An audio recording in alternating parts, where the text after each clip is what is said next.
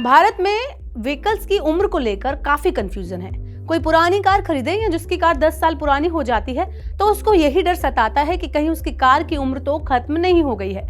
अक्सर आपने भी लोगों को ये कहते सुना होगा कि देश में 15 साल पुरानी गाड़ियां नहीं चल सकती हैं।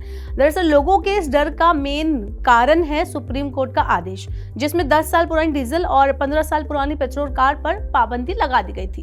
लेकिन आपको मैं बता दूं कि ये जानकारी अधूरी है। आम लोगों के बीच इसी कंफ्यूजन को लेकर संसद में सड़क परिवहन और राजमार्ग मंत्री नितिन गडकरी ने इस कंफ्यूजन को दूर किया है। नितिन गडकरी के मुताबिक देश में 15 साल या उससे पुराने वाहनों पर प्रतिबंध पूरे देश में लागू नहीं है। ये आदेश सिर्फ दिल्ली एनसीआर में लागू है, जहां सुप्रीम कोर्ट ने 10 साल से ज्यादा पुराने डीजल वाहन और 15 साल से ज्यादा पुराने पेट्रोल वाहनों के चलने पर रोक लगाई है।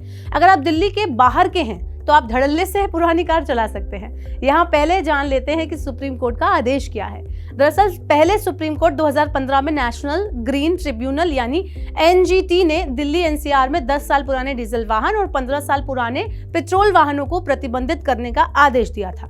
ये मामला सुप्रीम कोर्ट में गया, जहां 2018 में सुप्रीम कोर्ट ने भी एनजीटी के आदेश पर मोहर लगा दी। हालांकि देश भर में पुराने वाहनों को रिटायर करने का नियम नहीं है, लेकिन सरकार ने पुराने वाहनों को स्क्रैप करने के लिए एक लुभावनी यानी कि बहुत ही अट्रैक्टिव नीति पेश की थी। दिल्ली वालों के लिए अपनी उम्र पूरी कर चुकी वाहनों को स्क्रैप करना अनिवार्य है। वहीं देश के अन्य राज्यों में भी लोग स्क्रैपिंग पॉलिसी का फायदा उठा सकते हैं।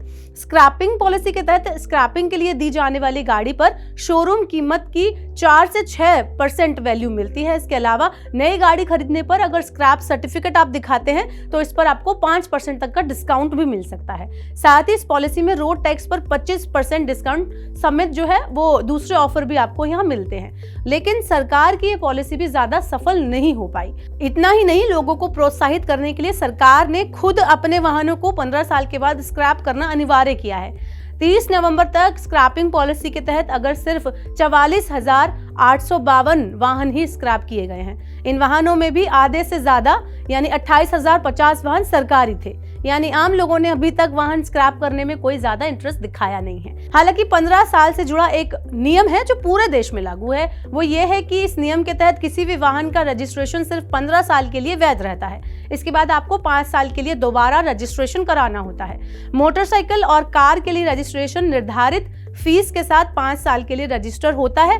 5 सीटर से बड़े वाहनों के लिए फिटनेस सर्टिफिकेट भी जरूरी होता है। तो अब जाते जाते मैं आपको ये भी बता देती हूँ कि अगर आप दिल्ली में हैं और आपकी डीजल कार 10 साल या पेट्रोल कार 15 साल पुरानी है तो आपके पास क्या ऑप्शन है। आप 3 काम कर सकते हैं। पहला तो यह है कि आप परिवहन विभाग से एनओसी लेकर अपने वाहन को अन्य राज्यों में पंजीकृत करा लें, लेकिन इसके लिए आपके पास एड्रेस प्रूफ होना जरूरी है। आप ओनरशिप ट्रांसफर कर सकते हैं या फिर आप अपने वाहन को इलेक्ट्रिक वाहन में भी बदलवा सकते हैं। तीसरा और आखिरी ऑप्शन यह है कि बेहतर होगा कि आप इसे स्क्रैप ही करा लें।